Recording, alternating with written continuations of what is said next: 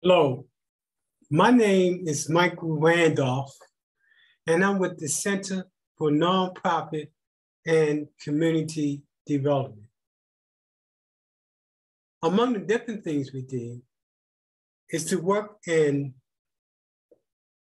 poor and distressed and high crime neighborhoods and providing those communities with the skill sets necessary to transform their community.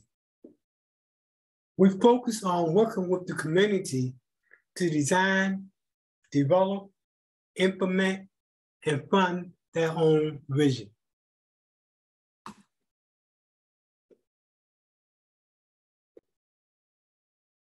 I'm what's known as a community developer practitioner. So some of my background experience include community organizing, strategic planning, program development, business development, grant development, and fundraising. Over 30 years of experience in that particular area. Today I want to talk about one of the first community comprehensive initiatives in Baltimore City, known as the Sandtown Winchester community. I call this the Sandtown Winchester story. Actually, I was born in Sandtown. I was born in right off of Pennsylvania Avenue, between Pennsylvania and Gold, in a block, and this is a one block, an alley block called College Street. That particular block has long since been torn down. Let me give you a little bit of information about Sandtown, a little bit of history. Sandtown is located in the historically Black area of West Baltimore. In the second half of the 20th century, Sandtown experienced economic depression, housing abandonment, crime, and the effects of Baltimore riots, the Baltimore riots of 1968. Before that period of time, in the 1950s and the 60s, Sandtown was the home for famous African performers, including Billie Holiday, Diana Ross, even Thurgood Marshall, the Supreme Court Justice, came out of Sandtown. The people in Sandtown are some of the best people that you can ever meet. It's a neighborhood of folks that I call them self-determined. They believe that if they're given the proper resources and tools, that they can control their own destiny. And we're going to talk about some examples of how that was done. We're going to talk about what lessons were learned. And more importantly, we want to focus on the fact that Sandtown, even to today, has the capacity to raise up and redo and rebuild the community from within, based on the playbook from the past and strategies that worked in Sandtown in the past. I started out in Sandtown in terms of my professional experience as a community organizer. I started with what then was known as the Sandtown Winchester Community Improvement Association. The executive director there was Ella Johnson. I learned a lot. From there, I went to work with community building and partnership. This was the first attempt to look at West Tampa I'm sorry, this was the first attempt to look at West Baltimore, specifically Sandtown, as an opportunity to rebuild the community. This was a Kurt Smoke's pet project. As new mayor, he wanted to make a difference. And because he did some work in Sandtown, he chose Sandtown as a community to identify. This in part was also because of Jim Rouse from the Enterprise Foundation, who believed that neighborhoods could be transformed if we use a holistic and comprehensive approach. So Mr. Rouse brought in people from around the world, from Harvard, Yale, Princeton, you name it, to come in to talk about, is there a way to transform poor communities? I got most of my training out of that particular engagement, training on how to really begin to rebuild neighborhoods from folks that was from Yale, Princeton, Harvard, all those major institutions. That's where I got my background and understanding on how to rebuild neighborhoods. Because of the nature of that particular program, then President Clinton, Bill Clinton, was impressed with it. He used that model to create the Federal Empowerment Zone. And out of the Federal Empowerment Zone became what was known as self-motivated community people in partnership. This came after the initial community building and partnership. I'm gonna talk about what were the lessons learned from both of those initiatives related to community comprehensive planning, specifically related to Sandtown. What was the lessons learned and what was the best practices that came out of that? I can tell you offhand that one of the lessons learned from that is that to depend solely on grants as the mechanism to rebuild a neighborhood is not sustainable.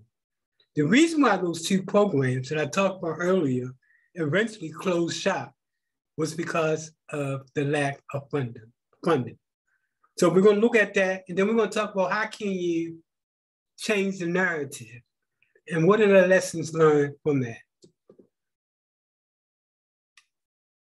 So in about 2008, after the two programs that we talked about folded up, that is the Community Building Partnership and Self-Motivated Community People Building Center, the enterprise wanted to come back. And this is like 2008, because everything folded up about 2000 and 2008, the Enterprise Foundation came back and said, can we revive this?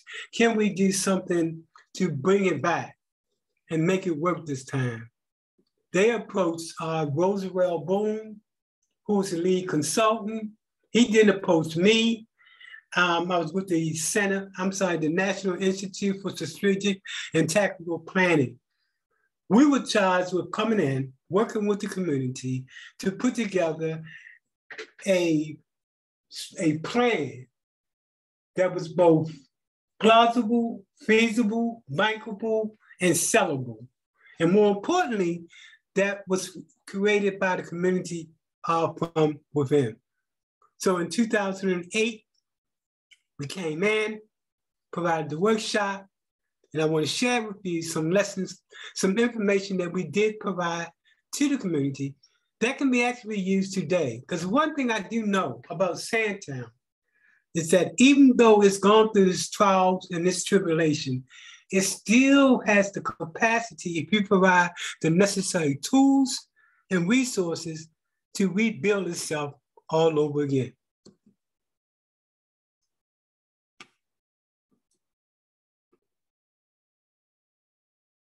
We start the process by creating a different mindset. was shared with the residents of Sandtown. And this is the leaders that came together and was part of this particular meeting.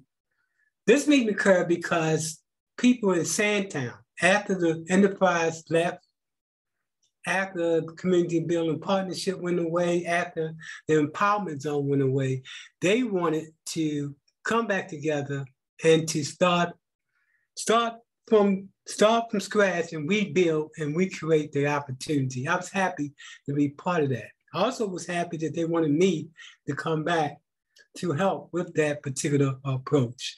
So we talked about using two different approaches. This is important. Please pay attention. This is in part why the two programs that we talked about earlier, Community Building and Partnership and Self-Motivated Community People Building Center, failed. We shared with the community that there are two approaches or two models that you can use. One, and this is used most time by outsiders who come into the community and want to do right by the community, yet they always leave the community the same way. So what are the characteristics? First of all, it is driven by outside agencies. See, under this model, community residents are viewed as programs and clients.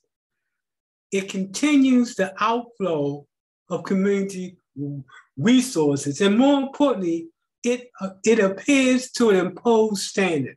That means because they control the narrative. Our approach that we share with them, and we're going to talk about later as to how it works, because in part I was brought back to Sandtown because of the work I was doing in West Tampa. The West Tampa model is based upon lessons learned from the Community Building Partnership. It was based upon the Self-Motivated Community People Building Center and those other programs from around the nation. An assets building model, well, this model focuses on existing capacity. It builds from within. It's relationship driven. It promotes self-sufficiencies, and it recycle resources within the community. Well, what is an assets mapping? Well, assets mapping brings together three disciplines: neighborhood planning, neighborhood organizing, and economic development into one methodology. Let's talk about assets mapping model.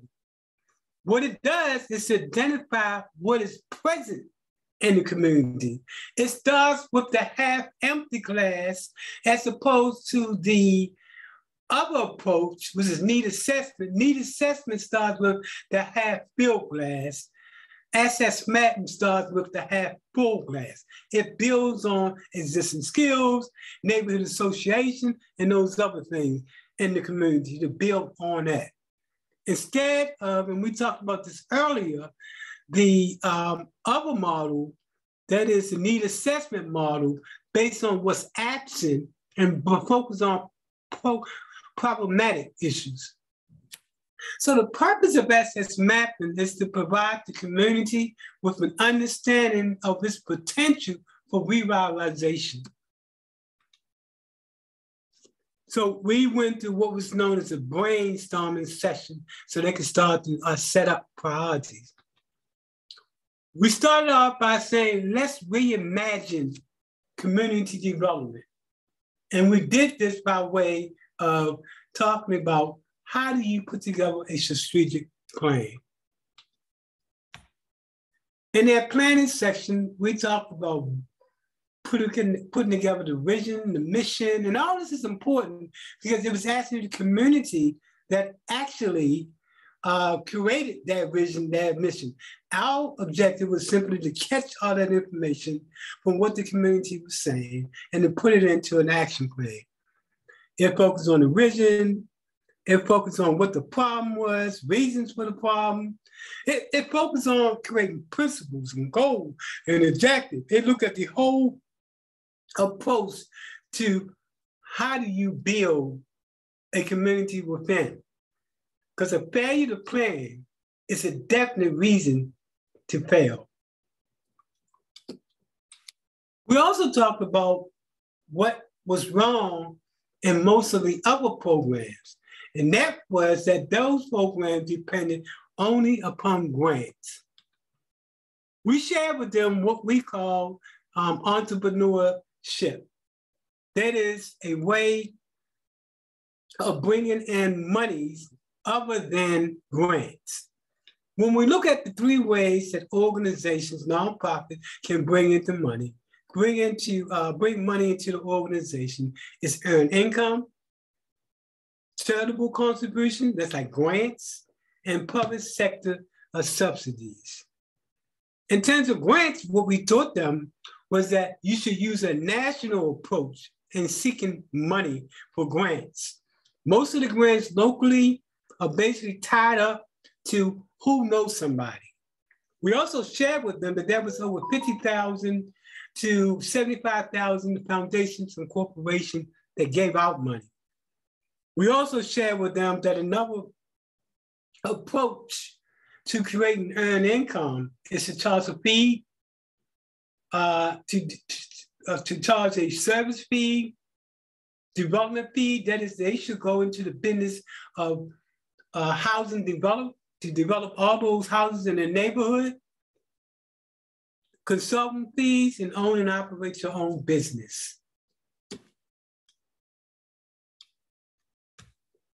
Here's a model that we shared with them in terms of input, output, outcomes, and benefits. I can't overemphasize the need not to depend upon grants as the sole purpose that drives your nonprofit. In Sandtown, we talked about development fees and a lot of money coming from development fees, and that the organization should morph into a CDC, Community Development Corporation. That's place-based. That's what's most important. It's place-based. It's the community itself that controls all of the housing development that's going on in that community with all those vacant houses, and using that money that's coming in from development fees, for example, to fund its own employment programs, its own public safety, its own youth program. Notice this is all about being self-sufficient, and that you're not dependent upon total grants, but you're looking at different mechanisms to make sure your funding opportunity continues. So what are the possibilities? Let's talk about the West Tampa Community Development Corporation, because that was what I shared with them as to what are the possibilities. The West Tampa strategy was based upon lessons learned from both the Federal Empowerment Zone and community building and partnership.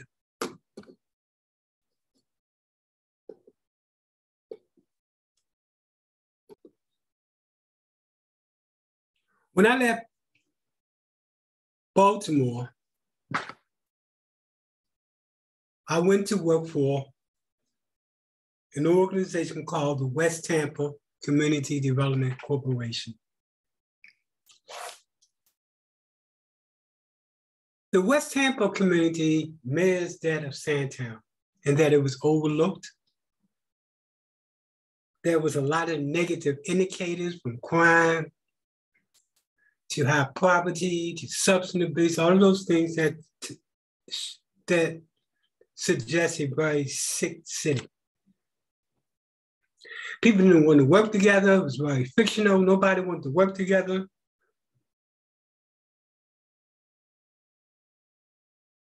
So the whole purpose of the West Tampa Community Development getting started was that they began to recognize that they had to actually do their own thing. And they was organized in 1999. There was a group of, you had community leaders coming together, you had bankers, educators, residents. In fact, 51% of the CDC was controlled by community residents. You had businesses that was part of that, health officials that was part of that, government officials that was part of that. My job was to begin to put together a comprehensive, holistic approach to transform the community from the bottom up. The one thing they understood was they wanted to hire their own consultant to come in and create their own plan. They then would sell to the rest of the different players, ranging from government official, higher education, businesses, etc. It all started within the community itself. It was a bottom-up approach. My job was to mobilize and organize not only the residents and bring groups together that were not used to working with each other, but my job also was to identify and work with identifying developers that would be we could partner with to create affordable housing, having conversations with lenders, investors, and other nonprofits and neighborhood groups. So once the plan was created, the next step was to sell the deal to the larger community. Let's talk about what that plan was. They titled it Blueprint for Community Transformation. It was and is about people, place, and things. What's unique about the West Tampa community development approach, again, is based upon that approach coming out of Baltimore, was that they wanted to create a strong and healthy community where change starts from within. Traditionally, change comes from outside. Again, we talked earlier about using an assets mapping approach, and that was the methodology that we used. So as you can see, this began to talk about how was it done.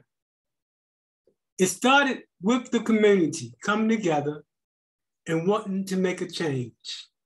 This neighborhood had been overlooked for so many years. And it's a largely African-American community, by the way. They wouldn't work together. So the community came together to say, we have to, begin to address what are the issues that's in our neighborhood and how do we change that? That brought about the community, the West Tampa Community Development Corporation. The whole objective for the Community Development Corporation was to create a master plan that was developed within the community. That was my task based on my skill sets to come up with a strategic plan that not only talk about strategic plan, but also a theory of change as well as a funding source. Once the community put together the plan, our next objective was to bring in and get buy-in from other folks. For example, nonprofits, government, the private sector, especially lenders and investors and developers and institutions of higher learning. So again, the plan was started from within, and it brought the different plays together to show them, based on our plan, this is the part you can share in our neighborhood. The plan was both based upon what's known as a Community Comprehensive Initiative strategy that looks at three components: economic development, social development, and physical development. When we're talking about economic development, we're talking about workforce development, entrepreneurship, community wealth. And when we talk about community wealth, we're talking about the community itself actually owning businesses that can generate money in order to sustain itself instead of depending upon only on grants. The one thing I emphasize as we begin to put together strategies together is that we have to become more and more less reliant on grants and look at earned income strategy. So then that also part of the economic development strategy also dealt with working with residents to build their own wealth. To build their own wealth. In addition to that, to begin to teach residents how to move from focusing on being a consumer to an investor. So it went from teaching them focusing on stocks to bonds to NFTs and beyond. Everything dealt with economic development, including making sure that the businesses in the community were businesses that treated the community fairly. The next component is called social development, and social development focuses on how do you improve the quality of life of residents in the community. It focuses on education, health, especially health as it relates to mental health and substance abuse, crime, creating a strategy to reduce crime, a strategy that includes affordable housing, and more importantly, community pride. All these was part of social development, anything that dealt with people. And then finally, physical development. Physical development dealt with affordable housing, land use, neighborhood design, and building a physical infrastructure in the community. All of these led to what we call a holistic, comprehensive approach to rebuilding the West Tampa community. And as you can see, the key to success is the partners that we were able to bring together. But it was based on, and I can overemphasize that, creating your own plan, creating your own table, and then bringing others to your table, be it the government, other nonprofits, the private sector, institutions of higher learning, etc. But to walk away from this model here is that you have to be able to create a way to fund your program.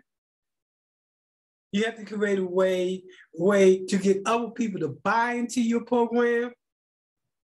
And you have to definitely be able to create a way to get community buy-in. If you got a good plan, and a good plan is any plan that focuses on feasibility, plausibility, a plan that's bankable, and a plan that's sellable. If you got that, if you got partnerships, networks, and others, and then finally, if you have community buy-in. If you have these three great things, then you are able to bring in the money. A lot of groups start with the money first, but the money will come if you can create and tell your story. That's the lesson learned. That's the emphasis I want to leave behind for Sandtown. Because Sandtown still has the capacity to restart again. There are so many potential leaders in Sandtown that are still there, both new and older leaders that can come together. But the key to success is creating your own plan, creating your own destiny. That's the key to the plan. So I hope this has helped you. This is talking about the future of communities throughout the United States that are basically poor communities of colors, and what is the strategy to bringing you to a point where you control the process. It is all about controlling the process and creating the respect necessary that people buy in to the dream that was created by the community.